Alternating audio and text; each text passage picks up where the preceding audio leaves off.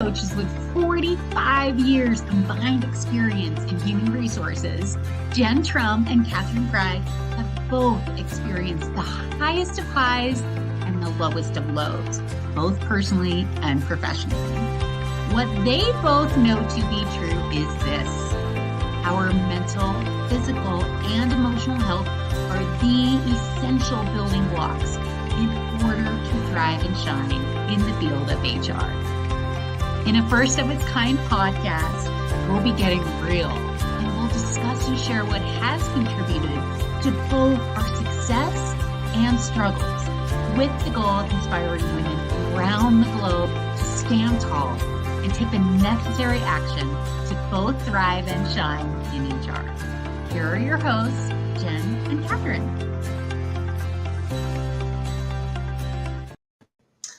Hello, everybody. Welcome to episode 24 of Thrive and Shine HR. We are Jen and Katherine. We're super excited to have you here today. Hi, Katherine. How are you today? Jen. I'm so great. How are you? Doing good. So excited for this episode today. Today, we are going to be talking about replacing the golden rule with the platinum rule and the ability to then watch our organizations soar. And I know you and I know all about what the golden rule is, what the platinum rule is. So we're going to have such a good and lively conversation. I can't wait to get into it today. But let's go ahead and start. And I'd love to hear what's been going on. What has been the highlight of your week so far? Well, I'm traveling for work. Obviously, this is not my normal background. I'm traveling down in Southern Colorado this week, working with one of my near and dear clients. And the organization is in the middle of the San Juans, which is one of the most majestic mountain ranges in the world. So I've had the privilege of running in the mountains before and after work, although not tonight because there's a massive monsoon happening outside.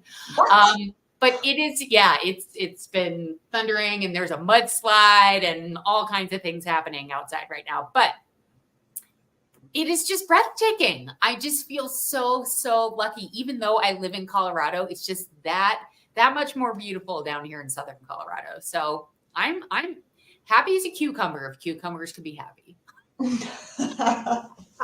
What about you? How's everything with your week so far?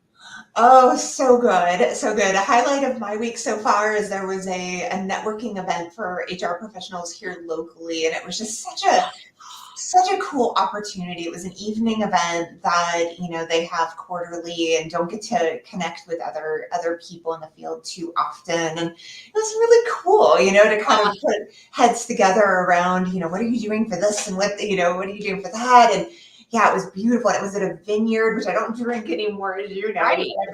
But it still was just gorgeous rolling hills. And, I could have sat there all day, but it just was really nice to see some friends. And what I love about the HR community so often is like that immediate bonding on, wor're in this together. Yeah. And, when you find the right group of people to really connect with, it's not about, collaborating to bitch, a bitch session. It's really about collaborating to know we're not alone. And it's such a beautiful thing to have. And one of the things I love most about this community that we have is like, you're not alone. I'm not alone. We're in this together. And we always know that we have that to lean on. So yeah, that was something that was, a great way to kind of lead into this, knowing we were going to be having our conversation and excited to kind of bring in this beauty that is, our communities, our HR communities, and then also kind of our environment community. So, well, why don't we go ahead and kick off? So for those who are watching and listening, I know many of you know and have heard of the golden rule, right? Is to do unto others as you would have done unto you. But how about the platinum rule? How many of you out there have heard of the platinum rule and are aware of it? Is do unto others as they would have done unto them. Is that saying that right, Katherine? Oh, yeah. Yeah. So that is something that I think, is not as well known, but definitely building in popularity and building in momentum. And that's what we're going to be talking about today. And why does it matter? How can it really help shift and impact our roles and the impact that we can have as HR professionals? So what do you say? You want to jump in? I'm so excited as usual. Yes, this is one of the most impactful rules that is a 101 for HR professionals. And yet I didn't know about it until I was at least 20 years into the HR profession. So my guess is we're going to have a lot of listeners out there who have never even heard of the platinum rule. And it's an instantaneous upgrade in terms of how we're approaching HR. Absolutely. Well, let's kick it off. So question number one is, Yeah. let's start by defining the golden rule and platinum rules and how each rule applies in the workplace. Well, I think you did a fantastic job. As opposed to the golden rule, treat others as how you want to be treated.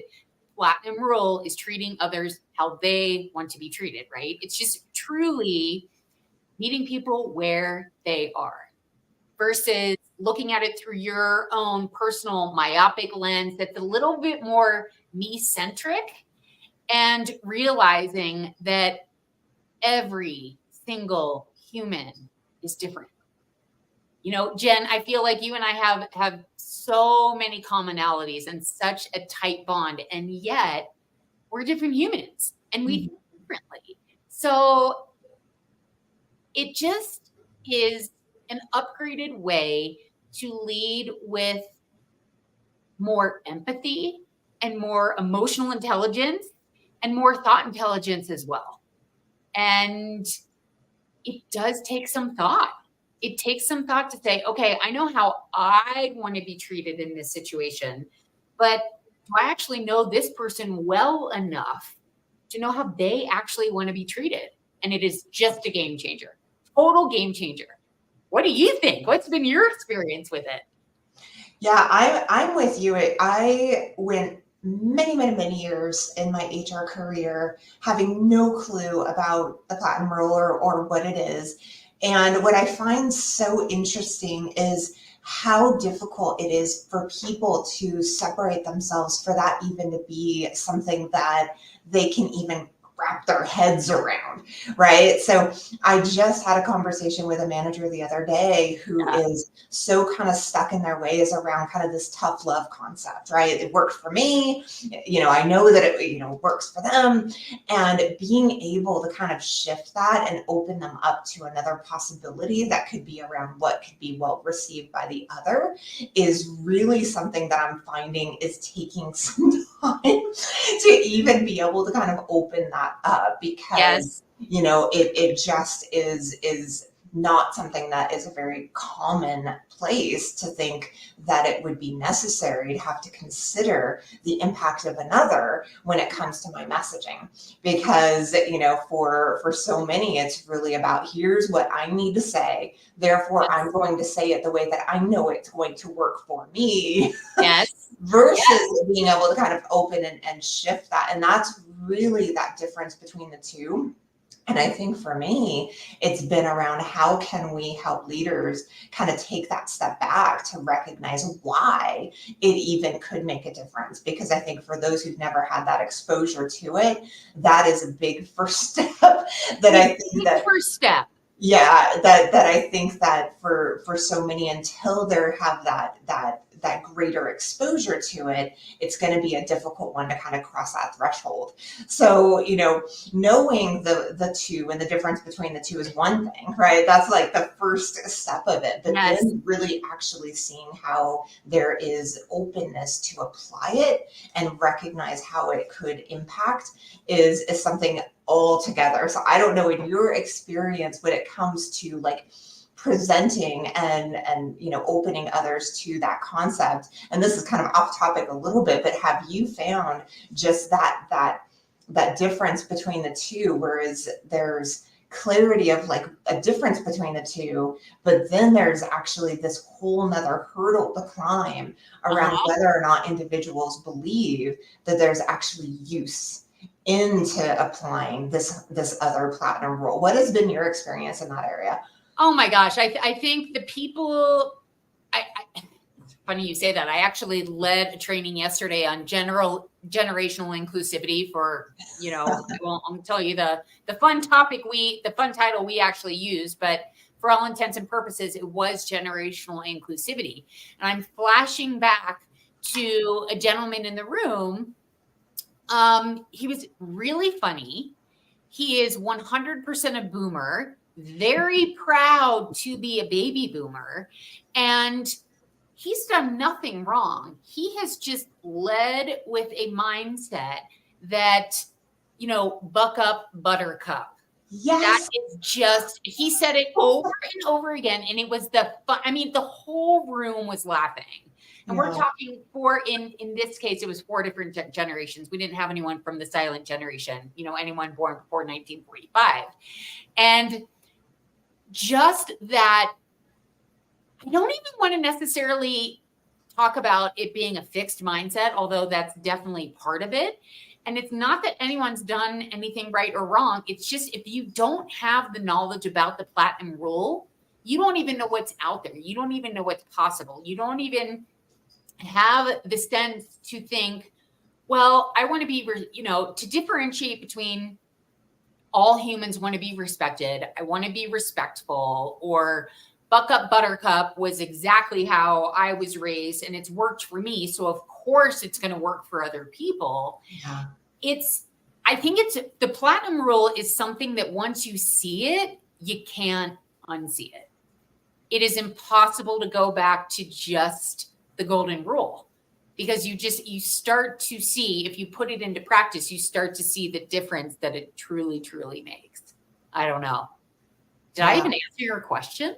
Absolutely. Yeah, absolutely you did. And, it's interesting because, you say once you see it, you can't unsee it. And that's a little bit of the challenge that I think that I have had that we could talk about. Oh my God. That is really about actually seeing it, but almost this refusal or denial that it's something that could be effective, or that, like the buck up, buttercup is kind of, yes, we're laughing and it's kind of in jest, but there's something underneath that where it's like, kind of this wall that's going up of, hey, it's worked for me, therefore I'm not going there. And so that's really kind of the part where it's like, okay, what do we do with that? Right? And when it comes to the generational piece, sometimes it's really about like baby steps to kind of help open that up so you can get to the place where they can see it in a way to actually be able to recognize the impact. Right. All right, well, let's go to question number 2. Let's do it. Can you share a time in your HR career when following the golden rule may not have yielded the best outcome? I feel like I say this every single episode. The entire first 20 years of my career, I could give a daily example from those first 20, a daily example, 5 days a week, where I applied the golden rule and was really blind to the fact that there was a platinum rule. So if anyone's familiar with DISC, I am ID. I am a driver. I get stuff done. I am very low on the people end of things. I just go. I'm very task-based. And I, honest to God, thought everyone, whether you're wired that way or not, you should be wired that way in the workplace. You should come in. You should do your job. There's no time for water cooler conversation. Get your stuff done. And I really sat in judgment of other people who I didn't understand that they needed socialization in order to do their jobs well. They needed that time at the water cooler to connect with other people, to really be productive and to be effective and to connect with people in that way. I don't need it. I just don't. And because I didn't understand the platinum rule, I just sat in my judgment and I would whiz past people when I came into the office. I wouldn't say hello. I'm HR, right? I was just like, people are going to judge me if I stop to say hello because I have a lot to get done today. So I want them to see that I am a hard worker and I am myopic and I am here to get my stuff done. And it took somebody saying to me, it'd actually be nice if you would stop and say hello from time to time and not just blow past my office. And I was like, you've got to be kidding me. So it actually took somebody else opening my eyes to the fact that it's okay to be different.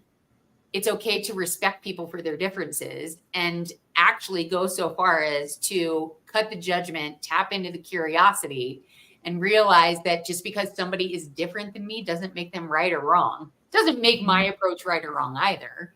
But just looking at the world through a totally different lens is pretty mind-blowing for me. For me, for sure. I don't know. What about you? Yeah.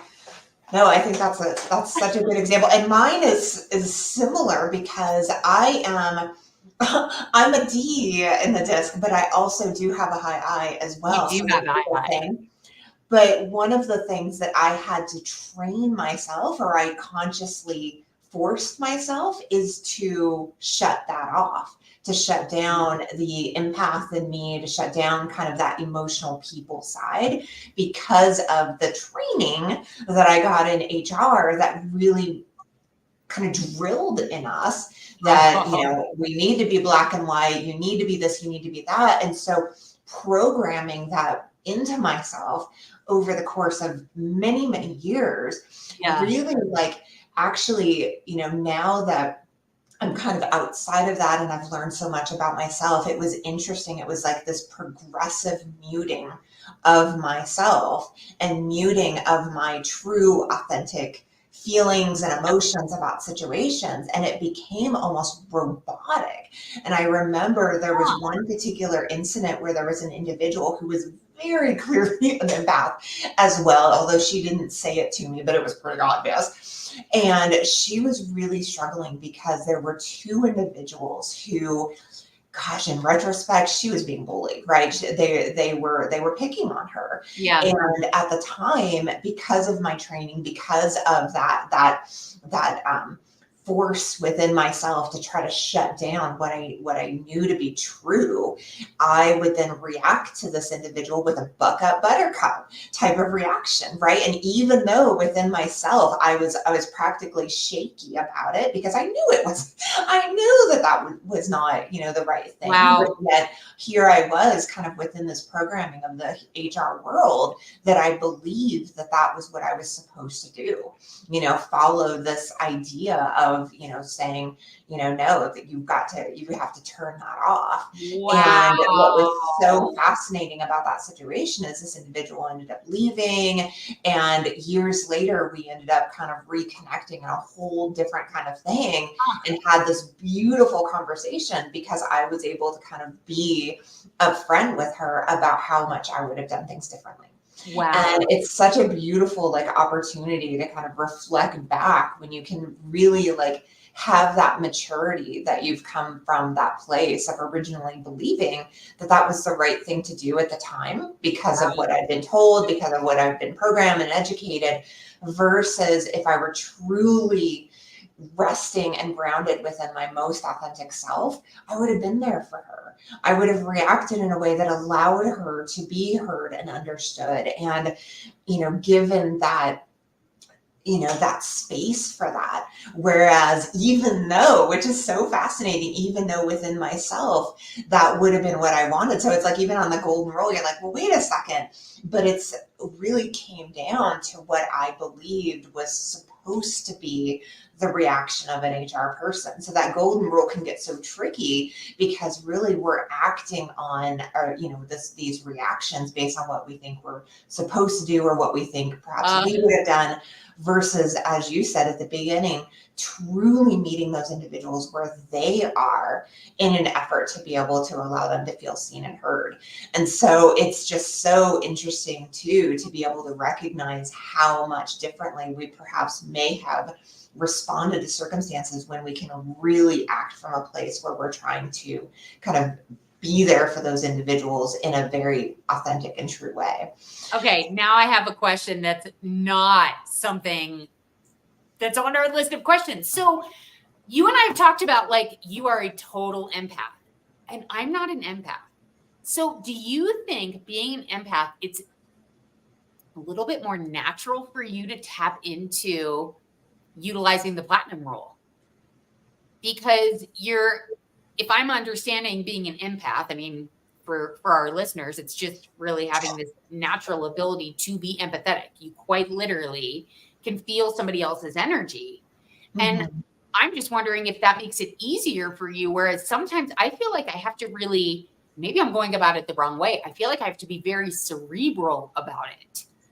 I have to really stop and pay attention to the person. Whereas I wonder if you feel it. What do you think about that? Do you think Yeah, that's you know, it's really interesting because I think we can get it can be very easily off track, you know, with being an oh, empath. It's a beautiful thing, but you yeah, also have to be really careful that if I'm not being curious, if I'm not asking, if I'm not, you know, if I'm not then making sure that I'm, you know, kind of checked in with what it is that I might be tuning into, that can lead you off stray really, really fast. And no so shit. yeah, and so I think it's really important to be able to like recognize if you want to see it as a superpower or whatever you want to see it as, Yeah, but it also could be a huge risk if you're just kind of going off track and then making assumptions based on energy that may or may okay. not be actual or may be perceived. And so yes, and possibly no. I mean, it really kind of depends. And so for me, I feel like now that I have, you know, shifted in terms of wanting to apply the platinum rule more and more, I Yes. think it's really about kind of fine tuning that within myself because I do not have that. I don't have it all worked out by any means, but I think it's one of those things that you just continue to want to, you know, do my best and show up my best and recognize if I'm feeling those spidey senses that I lean into it rather than assuming. So it definitely is there. I hear what you're saying for sure, but I also have seen it go way off track based on Oh people my who, you gosh. know, may have those senses and then start making assumptions, which can be hugely risky. So interesting. Okay. Yeah. Okay. Okay. So it does take that cerebral component for both of us. I think so too. Yeah, Yeah. absolutely. I think it's a balance between the two. Like if Yeah. you are high in an empath and you're just functioning from that place, I think it's going to be a shit show. I think it would be a shit show if you don't actually also have the rationale and the, you know, the clarity to be able to bring it back to earth. So yeah, I mean it's got its Interesting. strengths, but it also needs to be reined in. I'm like calling myself out or, you know, anyone else in that type of position, but I think it's true. And I think Yeah. as we practice these things more and more, it's like on both your and I's end, as different as we are, that's how we build the bridges, right? Is being able to have both sides of it and then finding that place of equilibrium in the middle. And then truly from that place, try to do our best to meet people where they are. And that takes the curiosity. Yes. Nobody is going to ever truly know what's going on inside the mind of another individual unless we're willing to slow ourselves down and ask and be there and be present. Absolutely. Such I a good mean, question, though. All yeah. right. I was like, wait a minute. Is this easy for you? Because it's not easy for me. It's No. an unwiring of 40 years of thinking I was a good person for following the golden rule. Well, Yeah. of course, this person, like, I'm going to treat them how I want to be treated. And I really have had to unlearn that rule in order to apply the platinum rule. So it just doesn't come naturally for me. So I hate to say it, but I'm glad it doesn't come naturally for you either. It makes Yeah. me feel better. And I'm with you. I'm still learning it. And Oh I my think God. that I think this is kind of a lifelong thing too, because Yes. every scenario and every situation is going to be different. And so meeting one person where they're at is going to be very different than meeting somebody else who is Yes. stonewalling and, you know, is making it very difficult for you. It's like, okay, what am I going to do with that? You know, Yes. we just have to do our best in each situation, which is really, I Yes. think, what this episode's about. So Every next time. question is, What about an experience where applying the platinum rule made a significant or any kind of positive impact in a situation that you've experienced? Yeah, I sort of going back to that example of channeling my inner D when it comes to disc and just naturally wanting to be this person who just gets stuff done. The client that I'm working with this week down in Southern Colorado, I've had the privilege of working with the exact same people for a year and a half. So I know I've gotten to know these people, and I know the people who it's so important that I stop by and say hello and don't just run to my desk. And I'm totally going to contradict myself. I mean, so I've been doing that all week long, and especially as a consultant, I look at things a little bit differently. I'm also still very mindful of the fact that I charge a pretty high rate. So in my mind, I'm like, you have to be responsible with these dollars. You have to be responsible with your billable time.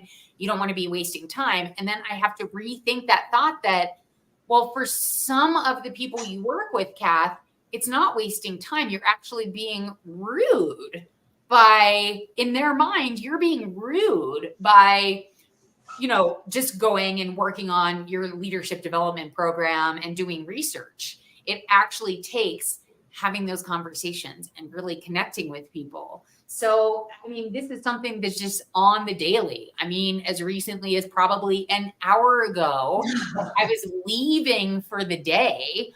I'll be really honest, I had to go to the bathroom.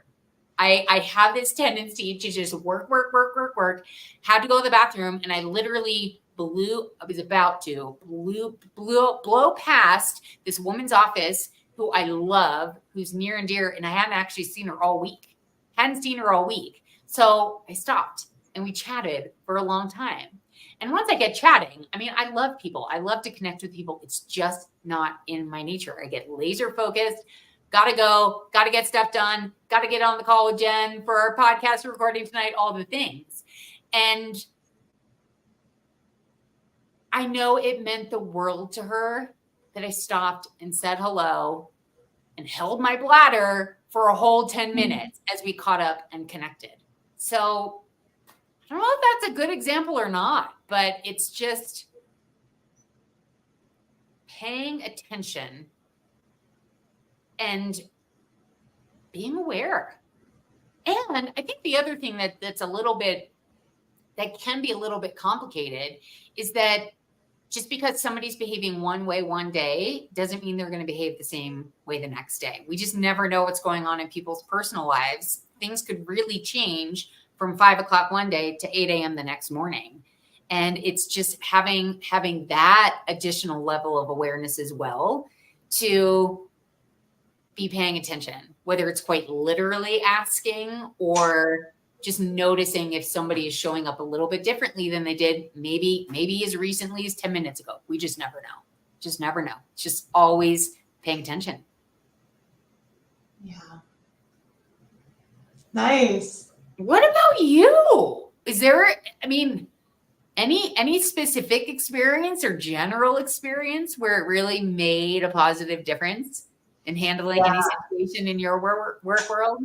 There was one not too long ago that really had me. It was funny, as I was prepping for this episode, I was like, wow, it's really kind of wild what a difference, recognizing the difference of those two roles made in a situation. So we had quite a while ago, there was a complaint that was made by 2 individual employees regarding their manager. And it was a manager who was really, direct, to the point, this is a particular manager who was very low on the I on that disc scale, right? And proud of it. And, in this particular instance, these employees really felt, minimized, they felt invalidated, but yet the manager was right, right? They were standing around talking. They weren't really getting the job done. So they then come to my office separately and collectively, but they, come to my office and they were frustrated about the manner, the way in which the manager approached them. And it wasn't so much that they were denying that they didn't, feel as though they needed to be talked to in some way, but they felt like it was, in a public environment, that there were other people who could have heard. So there were different complaints about it. And I very vividly, can think as I was having this conversation with them, that in the back of my mind, right? And here's the thing that gets really interesting as we're trying to kind of learn these new behaviors is our thoughts are immediately going to go to what we know, what's familiar, what's comfortable. So my thoughts immediately are like, you guys, like all I wanted to do in that moment was kind of just shut it down and basically say, buck up. You got called out, just let it go, just move on. It's over, right? And instead I sat with it. I kind of slowed myself down. I kind of let it come out, right? This kind of emotional release that, they needed.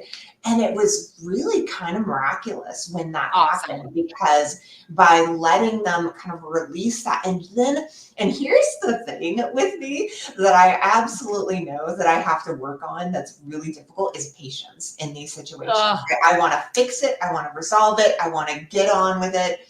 I struggle with this so hard, Katherine. Oh, yeah. And this is where I know that the dear Lord above is challenging me, because when it comes to something like this, it's one thing to just call it out and say, I'm just gonna, no problem. I'll just say it like it is, and we'll be over it. But being like mindful enough, like you said, the self-awareness enough to like stop myself and say, no, there's nothing I need to fix right now. I just need to be here. I just need to listen. That in of itself, when you talk about like what the platinum rule is, that's the secret sauce for me. And that's like when I was really noticing it bubbling up. It's like, it's not even so much how we react in terms of the words we use or whatever. Sometimes it's just our presence. It's just being there and allowing for what is in terms of like that emotional release or that release. And then, and I know when that happens for any of us, it's like, right? And then you can almost see like the opportunity right then and there to like pose the question on, reframing the situation and how we might be able to move forward. And it's a pretty incredible, thing to like see that happen and recognize how much of a difference that can make for another individual by just being there and not then necessarily seeing this desire to need to fix it and solve it in that moment. And so that was one of the things about the platinum rule that kind of came out of that, was like, wow. Oh, I see it now. And like I said, this is a huge challenge for me and something that I'm going to be working on for years and years to come. But I see it now, and I can recognize that when it comes to meeting someone where they're at, it doesn't necessarily mean that we're spraying and we've got all the answers. It just needs to be how we can be there for them in a way that's going to best serve them. So I just really found that experience kind of one of those like aha moments for me. Right. I think it's so,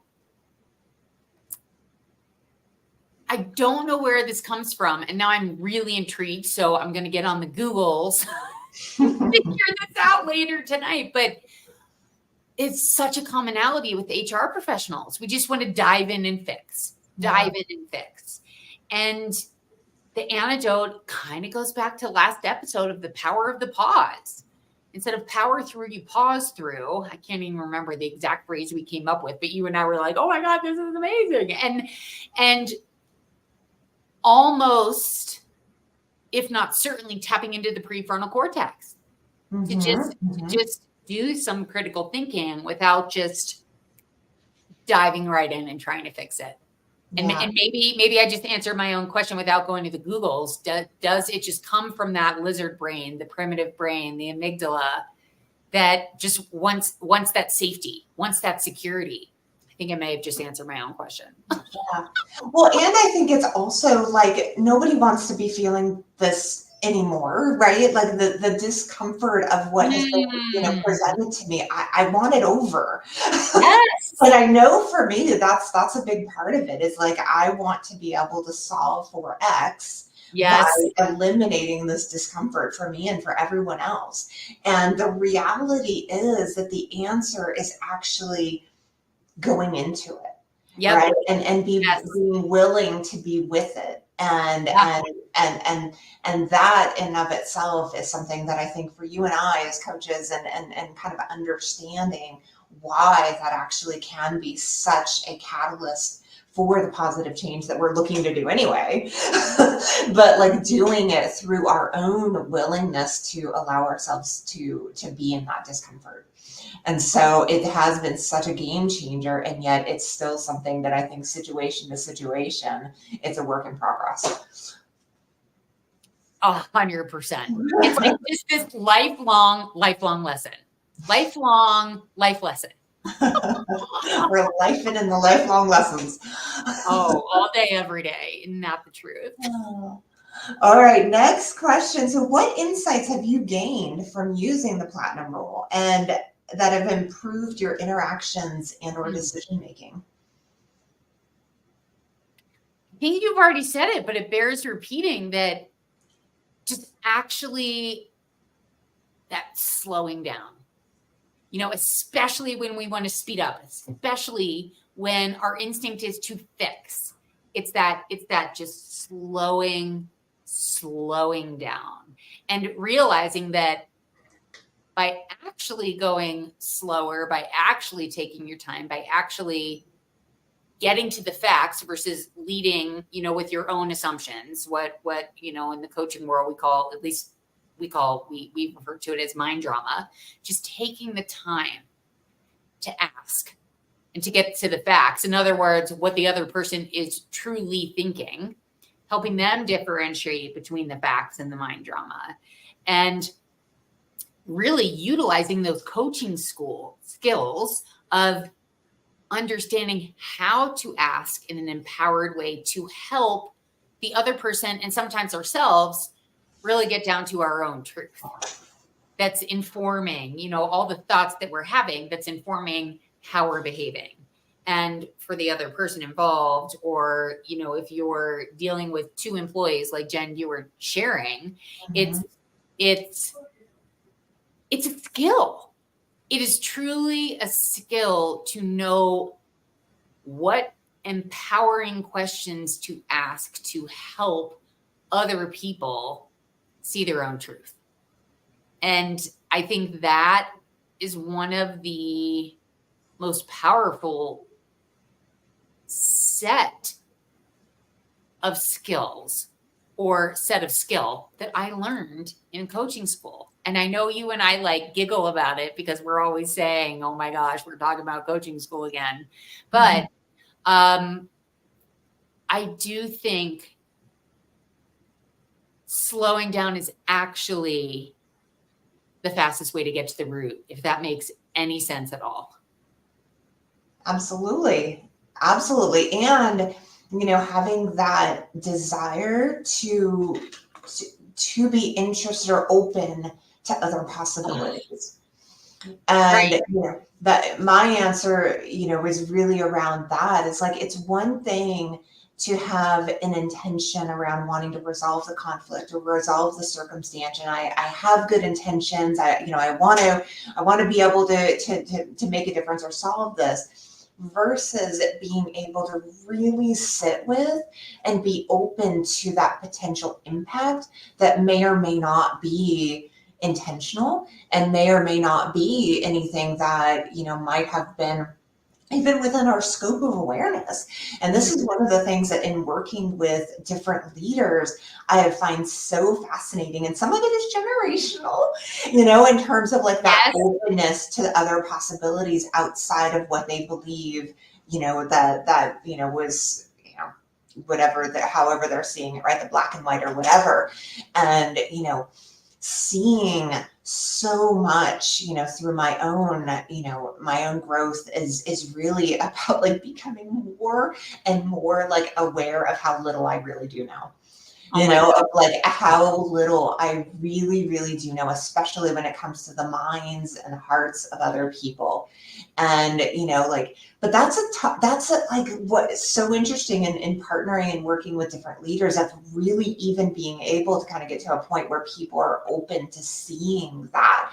And I don't know what that is, if that's a stubbornness or what, but it is something that I am working on, because it drives me a little crazy. My God. Because it's like, I know that I've worked really, really hard on that. And when I see kind of that, feet dug in the sand around, nope, this is it, I know that, I just need to, kind of communicate with tough love, and, it'll be fine, that'll be fine. And how do we be able to kind of help others along that journey, especially when they're stubborn, and it's very difficult to be able to kind of open up those doors.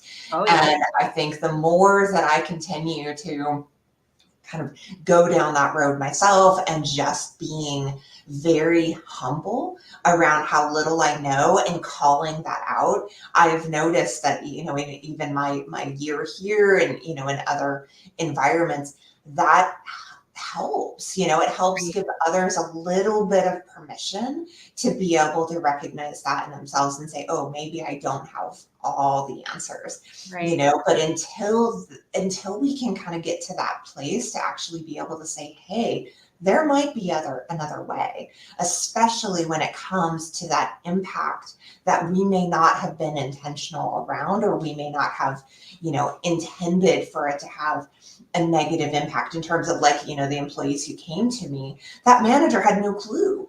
But also that manager didn't really initially, especially when kind of the defenses went up, that manager didn't initially seemingly give a crap, right? They're like, well, it doesn't matter. They're on there. So how, in my world, it's like, how can I really help kind of bring that back to like step one awareness? And it's, that's a tricky thing. But I think, as more I find myself down this road, and the more that I continue to want to work on these things for myself, the more that I find that I'm trying to kind of navigate that piece to help kind of bring that message to others, so they can actually like have the light bulbs go off. And that's really what happened with the one manager. Once we could really kind of talk it through, and she could see that it's not personal. It's not anything that is calling you out intentionally in any way. It's really about kind of helping to reframe, and taking that mirror and shifting it and saying, hey, what if there might be a different way that can actually see a better impact that you may not have realized?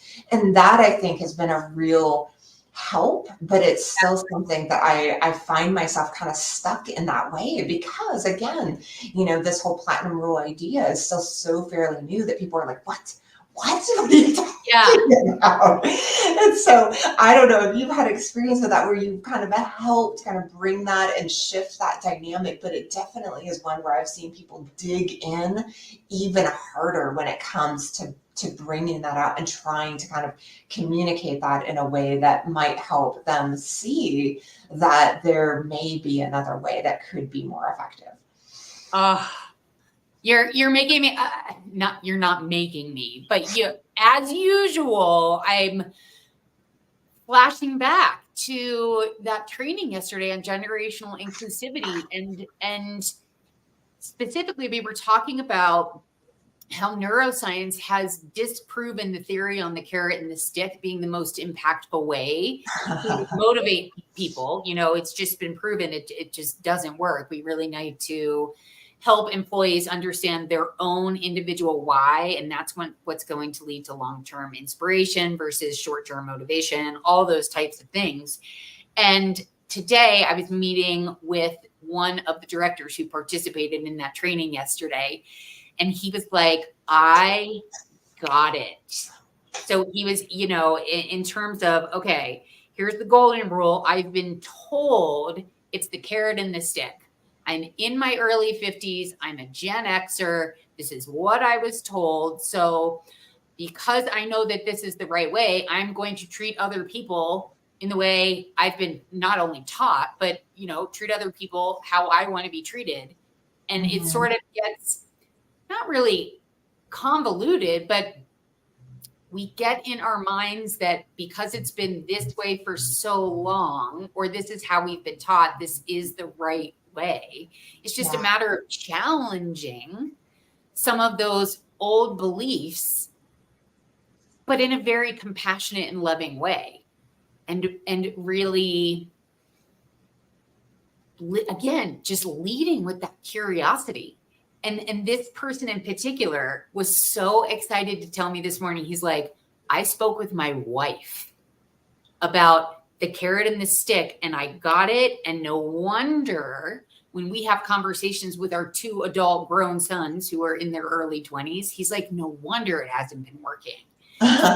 It's so fun when those employee trainings actually translate outside of the workplace too, and people get it and they share it with their spouses, and you just start to see, that old adage of throwing the pebble into the pond and seeing that ripple effect. I love when it ripples out and people get it across generations, but then when it ripples into our home lives too, it's super, super powerful. And I think the platinum rule is just, it applies on that level as well.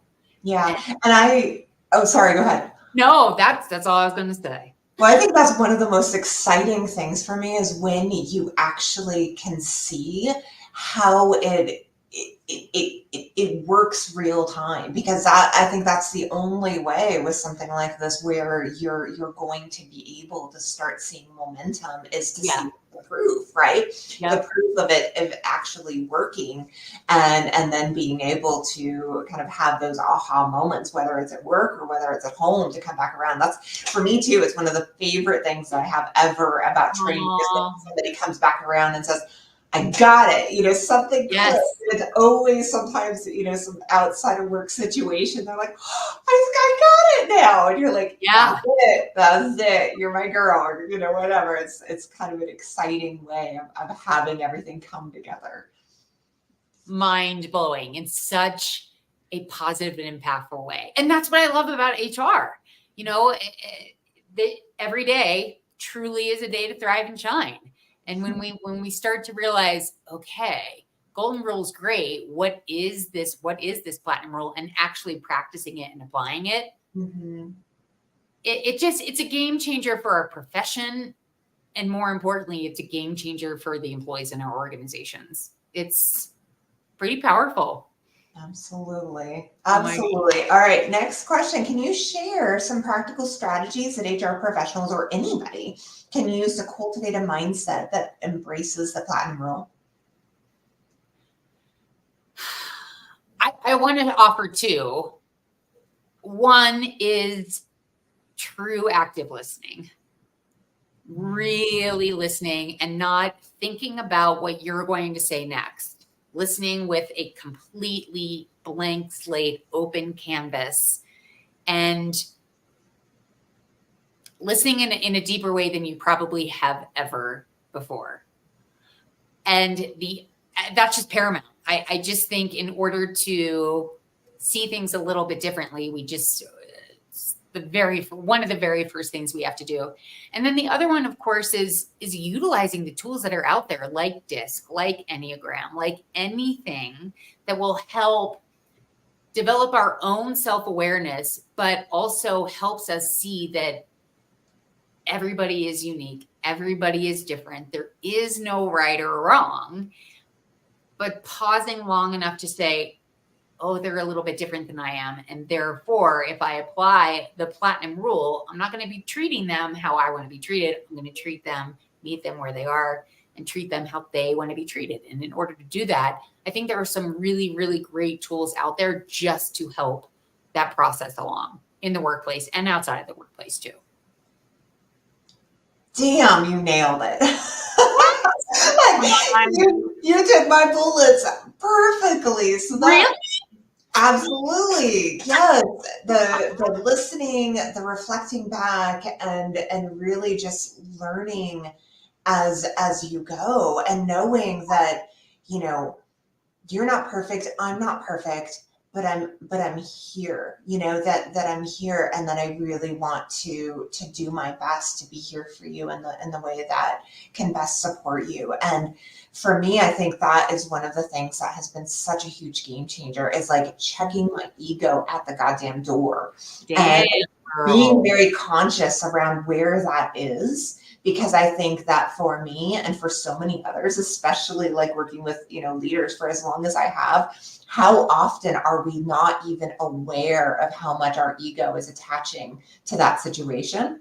And, that being able to learn that is such a huge skill, and being able to, recognize that as an HR professional or anyone else when we are mediating conflict or whatever is such a huge skill, and one that I'm continuing to build and expand on, because it's really about extrapolating so much more than the words that might be used, and really starting to recognize what are the values that perhaps are being missed. Like, where is it that these individuals are not feeling heard and seen? And it always comes down to values, right? Is something like, honesty or integrity, or what is it that is missing for them? And that is like such a massive thing for me that I've really started to recognize, because really it goes so far beyond this little bickering that might be happening. And it really comes down to these things that truly do matter for us. And so when we're really wanting to be intentional about following something like the platinum rule, it's like going one step further and really having the patience that you can really see beyond the tit for tat and see what's underneath it. And I think that is the potential of something like the platinum rule, where the golden rule would have never have an opportunity to go to that level of depth. But that's where I kind of see the platinum rule and the benefits of being able to kind of have that level of conversation, because that's where you truly can build the depth of the relationships in the workplace and in life, is really about so much more than, what might meet the eye. And it's really about us wanting to feel seen and heard from a such a human level. So yeah, I kind of jumped on, what you brought, but also kind of taking it kind of that next step for me, because really recognizing that, if we do have that ability to have the patience to kind of really sit with it, then it's always going to make a difference. I truly believe that. I do too. And you, per usual, got my brain going, and the more I practice the platinum rule, the more I'm blown away by people's responses. The more my inner voice says, didn't see that coming. Yeah. I'm listening differently, and I'm showing up differently, and I'm truly not thinking about, well, I know what they're going to say, or I've worked with this person before and they're going to show up in this exact way. The platinum rule just allows for truly other people to show up differently. Mm-hmm. It's mind-blowing. Yeah. I everybody involved, truly. Yeah. I truly believe that, by encouraging ourselves and others to look at how we can meet others where they're at, talk about like a sure path to creating a sense of safety, a sense of greater comfort. But ultimately, I think that's where, people who end up, where conflict comes from, right, is so much around individuals who don't feel safe. They don't feel heard. So, going to that place, although it may take a little longer and it may require a little bit more out of us energetically, which it does, but it doesn't mean that it's not for the right reasons. And I think that the proof of it is when you start to practice it and you start to actually see it in action, you'll get it. Just like you said earlier, once you actually start applying it, you don't go back, because now you recognize, oh my gosh, it's like exponential in terms of the value add that you can get by applying this rule. All right, lady, last question. What advice would you give to our viewers and listeners on how they can start incorporating the platinum rule in an effort to create a more inclusive and effective workplace? The very next time you find yourself wanting to tell someone how to do it, the very next time you catch yourself wanting to fix, practice asking a question. And just that little bit of a shift when you're like, well, I know the answer, I know how to fix this. Just pause and say, you know what, I'm gonna try something a little different. I'm gonna ask a question. What do you want to be experiencing? How would you solve for this? And just really help in a whole new way, in a platinum way, and see what happens. Just experiment with it. See what happens. See if your mind is blown. Something tells me it's going to be. What do you think, Jen? What advice do you have? My advice is really around kind of that self-work piece that you and I talk about so much, which is really about gut checking and trying to identify before I'm going to go into any challenging conversation. One of the things that I have been practicing more and more is like, where am I at? Let's be honest with myself, right? Am I resisting? Am I feeling as though I have an attachment in some way in terms of an outcome in particular in the situation? Because that's where the little fix it parts of us come into play and all of that. And so if I'm noticing that noticing is something that I think is such a great start. And for me, 40 plus years before I ever really started applying that work, it's not something that's intuitive, right? No. I want to just go, I want to fix, I want to be done with it. So that pause that we've, talked about before, I think is so incredibly important, and it requires discipline. And so to have that space to be able to give that to ourselves is something that just requires practice. It's like, okay, what I can do for myself is really, whether it's 30 seconds or whether it ends up being several minutes before I know I'm going to go into a challenging conversation, conflict, or whatever it is, I want to gut check myself.